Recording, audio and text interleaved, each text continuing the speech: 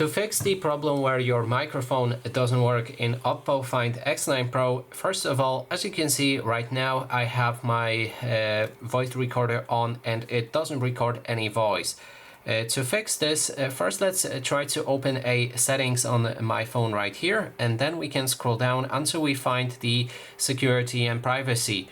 Scroll down to privacy controls and make sure that microphone access is enabled. That way our microphone now should work fine. As you can see, it starts to record my voice.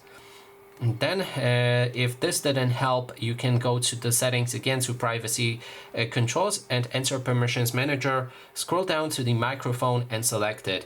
Now make sure that the app you're using microphone on, for example, let's say that you're using Google, and you try to access microphone using that app, make sure that it has this permission selected, allow only while using the app. That way your problem should be fixed. And that is basically everything. Thanks so much for watching.